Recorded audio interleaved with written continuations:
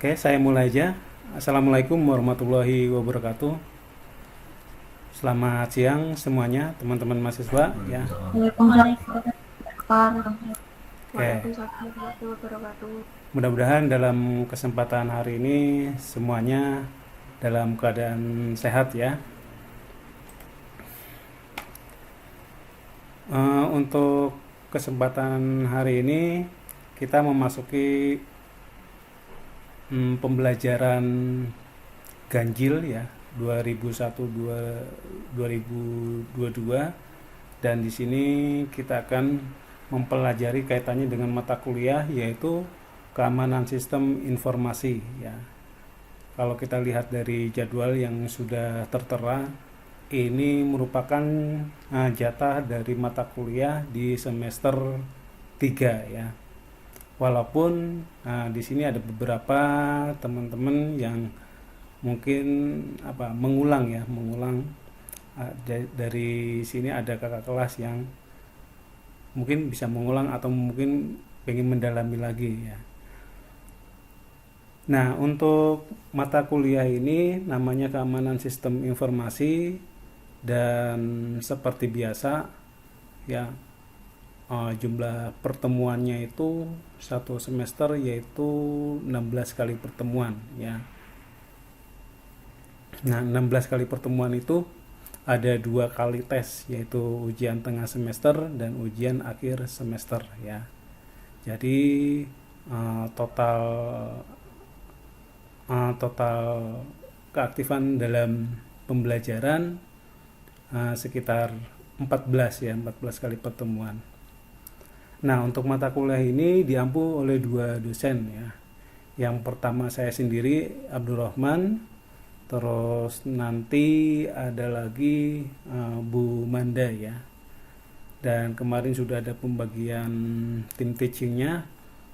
Untuk pertama kali saya yang mengajar, yaitu mulai dari pertemuan pertama ini sampai dengan UTS ya, atau ujian tengah semester. Dan setelah itu akan dilanjutkan dengan Bu Manda di pertemuan 9 sampai dengan UAS ya. Oke, saya langsung aja ya, saya share untuk untuk materinya. Jadi nanti teman-teman silakan untuk menyimak materi dari saya, dan terus nanti kita akan lanjutkan dengan tanya jawab ya, jika ada yang mau dipertanyakan atau yang mau didiskusikan.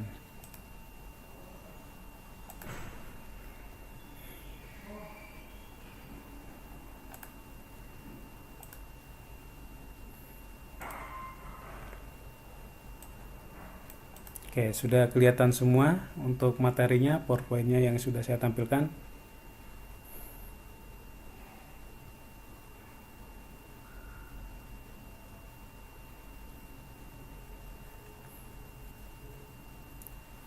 Belum, Pak.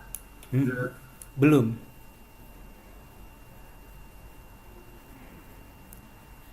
Belum tampil ya?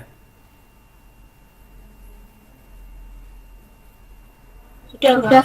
Sudah, Hmm. Yang PowerPoint ya. sudah Pak. Pak. Sudah ya. Oke, saya mulai ya untuk pertemuan pertama ini dalam mata kuliah keamanan sistem informasi ya. Jadi kalau kita lihat sepintas ini emang ada 3 kata, yaitu keamanan ya, terus sistem dan informasi ya.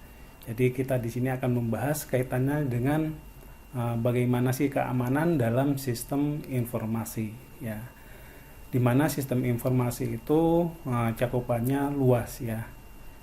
Sebagai contoh untuk produk dari sistem informasi itu yang pernah kita lihat ya dalam kehidupan sehari-hari, contohnya adalah web ya.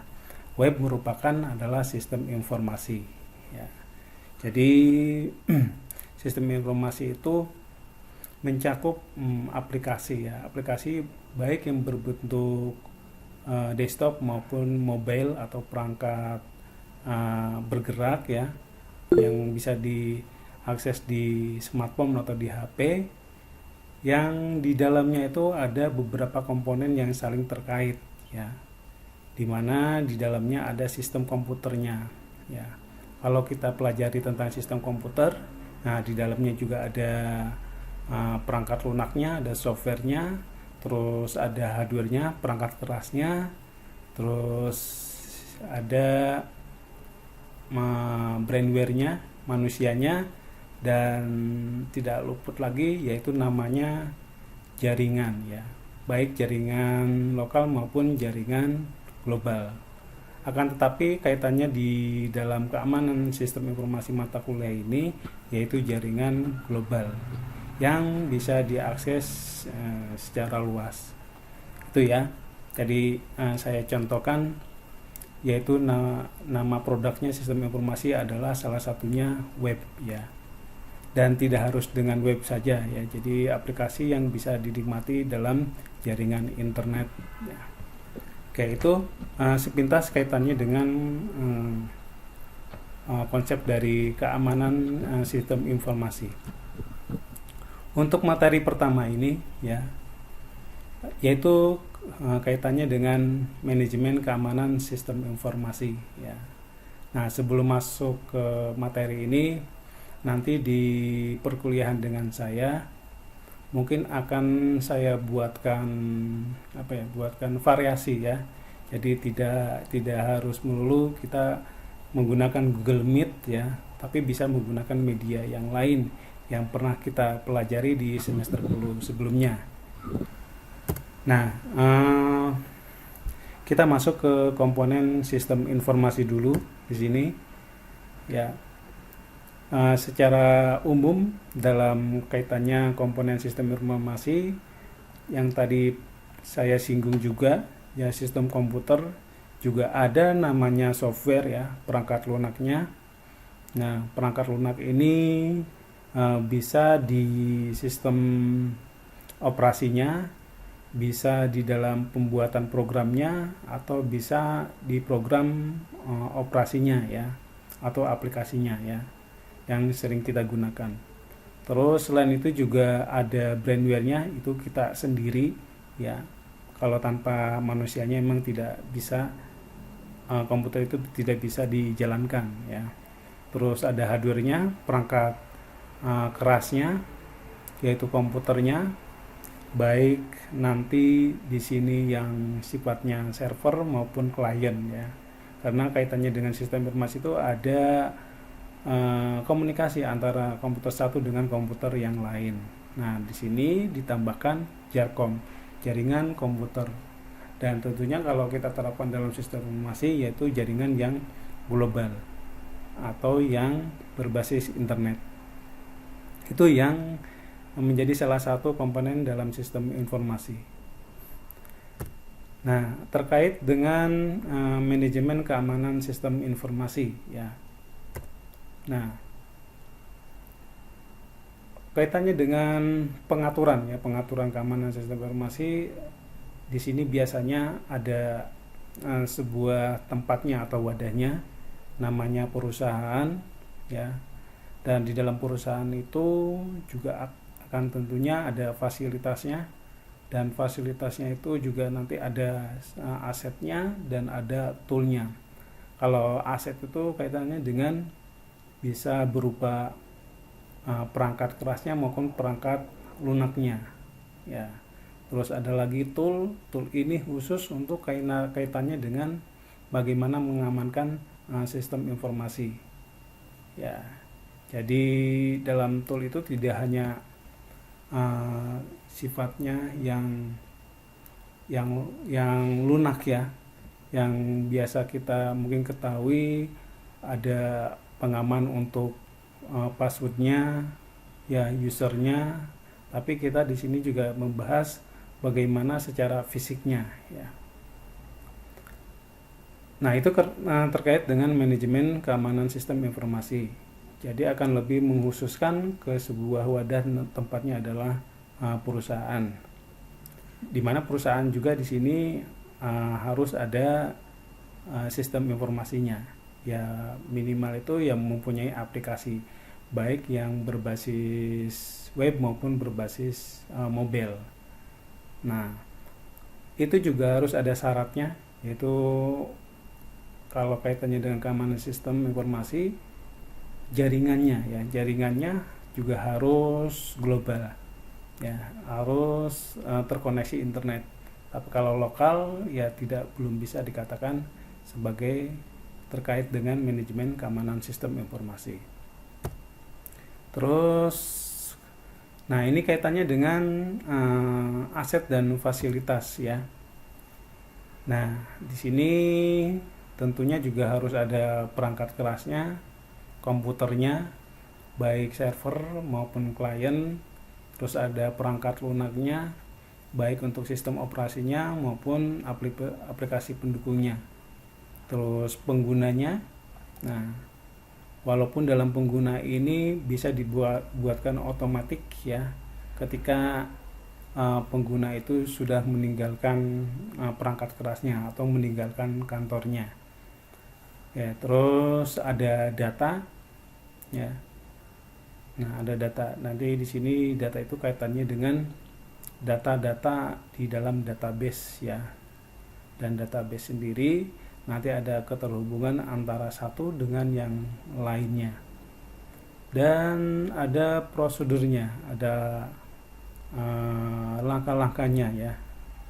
Dalam kaitannya di dalam keamanan sistem informasi. Nah, karakteristik sekarang ya, karakteristik solusi penerapan keamanan sistem informasi. Kalau kita berbicara kaitannya dengan karakteristik itu berarti ciri-cirinya ya, ciri-ciri solusi penerapan keamanan sistem informasi ya. Yang pertama ya bisa dikatakan sebagai ciri solusi penerapan keamanan sistem informasi yaitu adanya fasilitas komputer dan jaringan data ya. Jadi di dalam kantor itu ada komputernya dan jaringan data. Nah, untuk fasilitas komputer itu untuk saat ini kan dalam penerapan sistem informasi ada istilah namanya server dan klien ya, di mana server ini juga ada secara virtual maupun secara fisik ya. Nanti kita akan jelaskan di sini.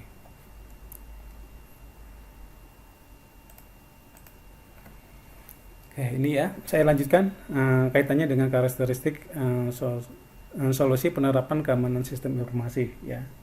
Jadi di sini ada fasilitas komputer dan jaringan datanya ya. Tadi saya singgung komputer itu kan ada yang untuk klien dan server, dan untuk server di sini bisa menggunakan dengan cara virtual maupun secara fisik ya. Kalau secara virtual itu secara fisik komputer servernya itu ada di kantor atau di tempat ya. Sedangkan virtual di sini perusahaan menyewa sebuah server yang tentunya dalam mengaksesnya secara virtual ya, secara online. Terus dan ada jaringan datanya ya, jaringan datanya. Nah, kalau kita kaitannya dengan jaringan berarti data satu dengan data yang lain saling berhubungan. Nah, ketika ada sebuah perusahaan ada komputernya tapi tidak ada jaringannya ya. Jaringan maksudnya ini sini ada jaringan yang keluar ya, jaringan yang keluar yang bisa diakses oleh pengguna yang lain ya. Kalau cuma sebatas ada data itu cuma bisa diakses oleh pegawai aja di dalam kantornya itu sendiri, itu belum bisa untuk diterapkan keamanan sistem informasi karena pengguna lain tidak bakalan bisa masuk ke dalamnya ya. Itu. Terus yang kedua, divisi teknologi informasi ya. Jadi di sini ada keterkaitannya dengan sebuah komunitas teknologi informasi dalam penunjang bisnisnya ya. Nah, di sini biasanya perusahaan itu dalam manajemen perusahaannya, terutama dalam bisnisnya itu ada komunitasnya atau ada grupnya ya. Dan tentunya dalam grup itu juga biasanya ada keterhubungan antara satu dengan yang lainnya. Seperti contoh ya, kalau divisi ya kaitannya dengan penggajian pegawai ya. Nah, penggajian pegawai itu menggunakan transfer contohnya ya. Dan tentunya juga nanti akan berhubungan dengan grup atau komunitas yang lain. Dan di sini kalau kaitannya dengan itu berarti bank. Nah, berarti di sini ada divisi teknologi informasinya untuk menunjang bisnis ya. Itu. Jadi istilah lainnya itu ada keterkaitan dengan lembaga yang lain atau perusahaan yang lain.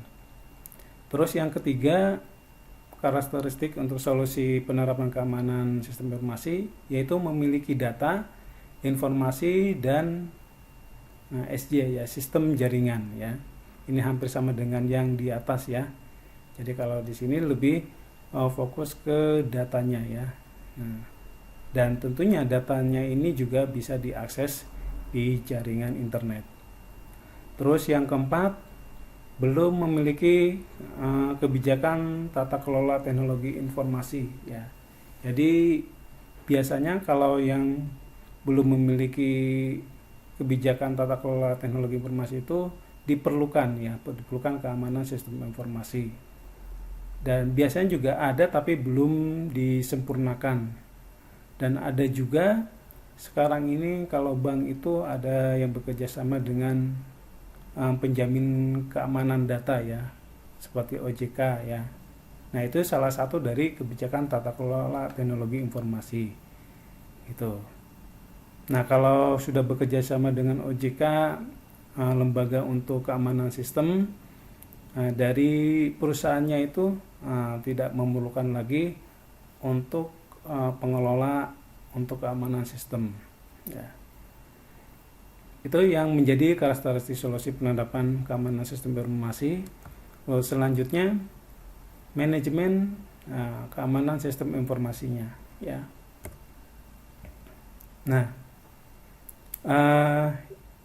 yang akan dibahas dalam manajemen di materi ini nanti kurang lebih di pertemuan ini ya 1, 2 atau 3 ya.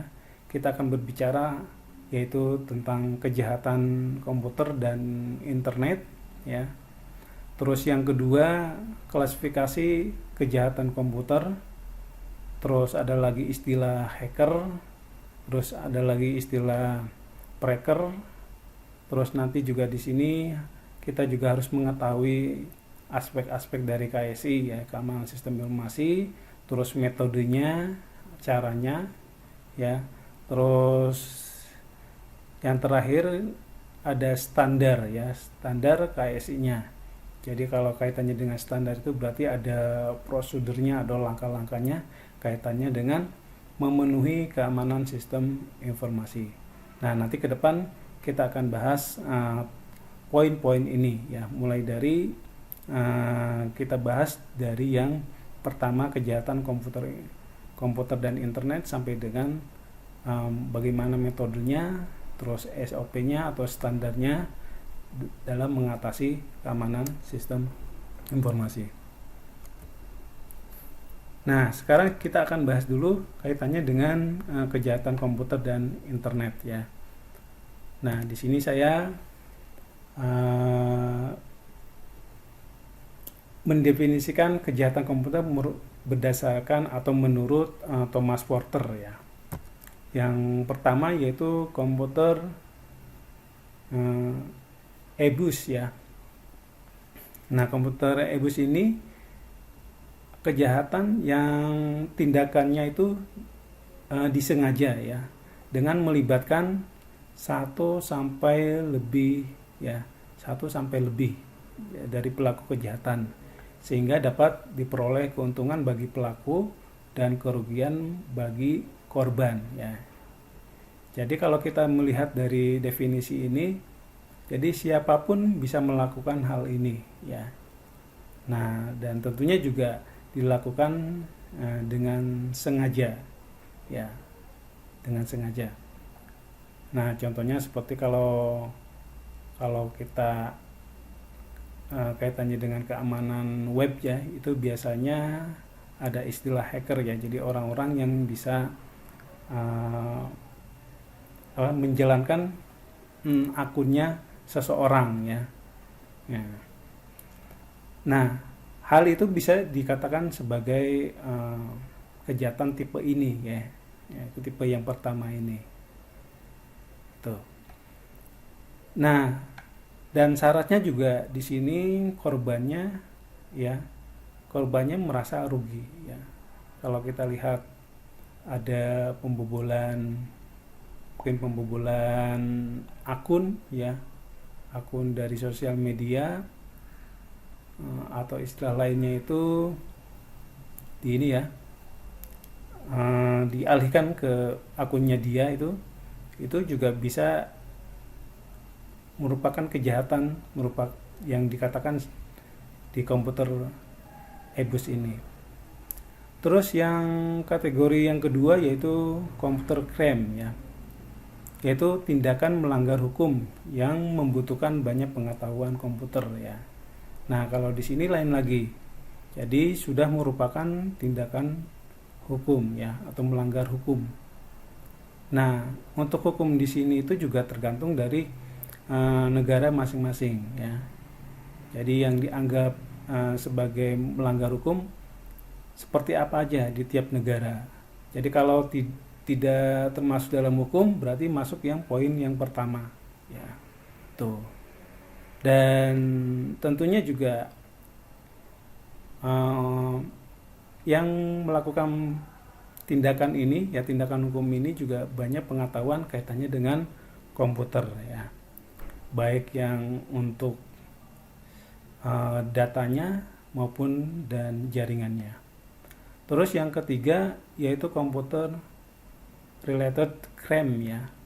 Nah, kalau ini lebih luas lagi ya. Jadi kejahatan yang berkaitan dengan komputer yang tidak terbatas pada bisnis kerah putih atau ekonomi ya. Jadi lebih meluas lagi di sini ya.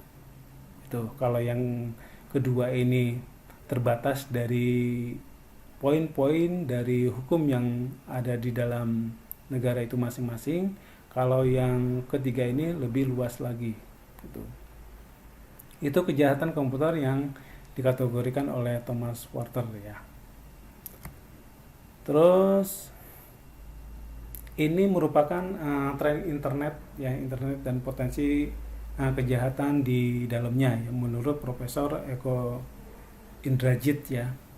Jadi asal mula terjadinya kejahatan itu potensinya karena pertama ya penggunaan internet ya, penggunaan internet yang banyak, transaksi, nilai transaksinya yang banyak, terus frekuensinya, interaksinya yang banyak, terus komunitas spektrumnya atau grup-grup yang mendukung kaitannya dengan transaksi ya, lebih banyak, dan ke user objektifnya juga atau tujuannya juga lebih banyak di sini. Sehingga dalam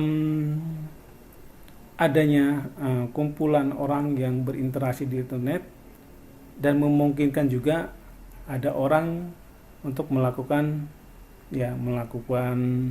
penyerangan ya, attack ya, terus kejahatan, crime atau ancaman ya di sini. Nah, seperti itu. Jadi kalau ada komunitas yang banyak ya biasanya akan lebih banyak terserang juga untuk kaitannya dengan keamanan sistemnya. Sebagai contoh, nah kalau di sosial media itu ada sebuah grup ya, grup di Facebook contohnya. Nah, di grup Facebook itu contohnya anggotanya sudah 400 ribuan ya. Nah, 400 ribuan itu tidak semuanya dalam satu tujuan dalam grup itu. Pasti ada beberapa orang memiliki tujuan tertentu untuk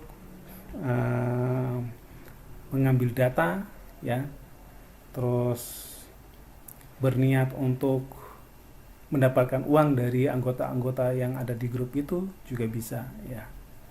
Tuh. Nah, itu contoh yang sederhana ya kaitannya dengan potensi kejahatan yang ada di dalam sistem informasi ya. Nah, aspek untuk mengatasi kejahatan keamanan sistem informasi. Jadi ada beberapa aspek di sini.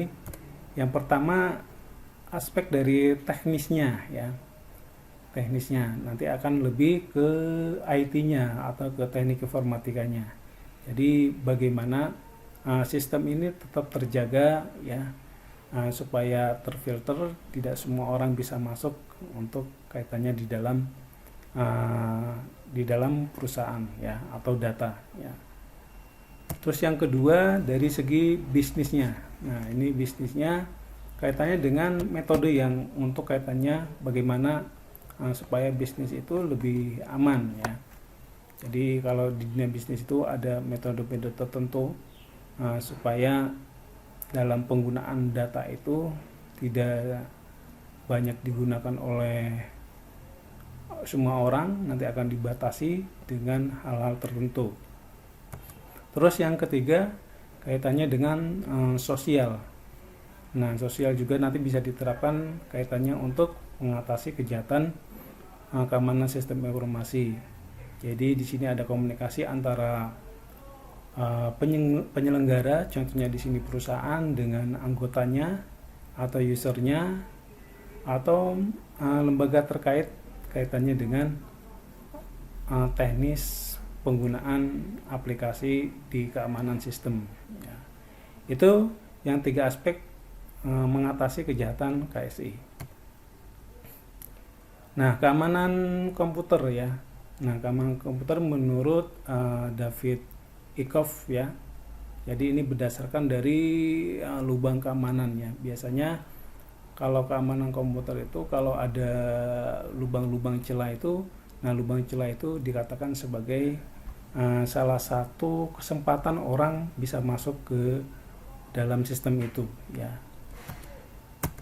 Nah, keamanan apa aja yang dikatakan oleh David Ikoff itu, yaitu keamanan yang bersifat fisik ya. Nah, bersifat fisik ini berarti di sini kaitannya dengan komputer secara perangkat hardware-nya ya, perangkat kerasnya ya. Bagaimana supaya komputer itu aman ya. Jadi bisa nanti digunakan kaitannya dengan bagaimana komputer itu tidak bisa mati sendiri, itu harus menggunakan alat apa yang digunakan ya.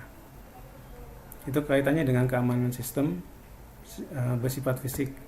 Terus ada lagi keamanan yang berhubungan dengan orang lain ya. Nah, kalau berhubungan dengan orang lain itu berarti ini kaitannya dengan pengguna. Nah, pengguna ini kalau disilakan di dalam perusahaan bank itu setiap staf itu tidak membolehkan user dan passwordnya itu digunakan di sembarang tempat dan bisa digunakan di dalam kantor saja. Itu keamanan sistem berkaitan dengan orang. Terus yang ketiga, keamanan data dan media serta teknik komunikasinya. Nah, ini kaitannya dengan datanya, media serta teknik komunikasi untuk jaringan data dari satu ke tempat yang lain ya.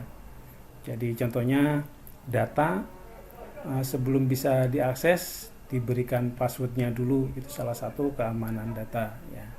Dan passwordnya itu sendiri bisa diakses oleh orang-orang tertentu yang memiliki akses ya sesuai dengan kebijakan dari keamanan sistem informasi. Terus yang keempat, keamanan dalam operasinya ya, dalam pelaksanaan penyelenggaraan sistem operasinya, mulai dari teknisinya, pengelolanya maupun penggunaan sistemnya ya. Nah, nanti ke depan kita akan bahas kaitannya dengan istilah hacker atau cracker ya. Dan sebenarnya hacker ini boleh atau tidak ya. Kalau sekarang ini kan kita jumpai kalau di toko buku itu kan sebenarnya ada yang kaitannya dengan hacker ya. Jadi bagaimana menjadi hacker yang handal gitu ya. Kok bisa?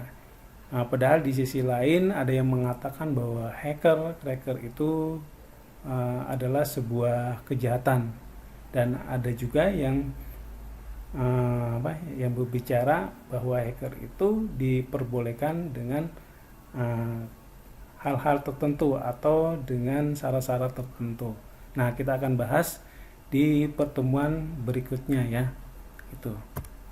Oke, sampai di sini dulu. Ada yang mau ditanyakan kaitannya dengan manajemen keamanan sistem informasi.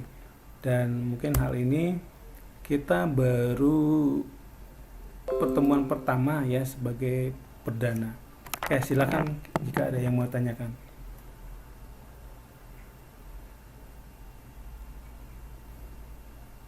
Oke, saya kira cukup dulu. Terima kasih. Wassalamualaikum warahmatullahi wabarakatuh.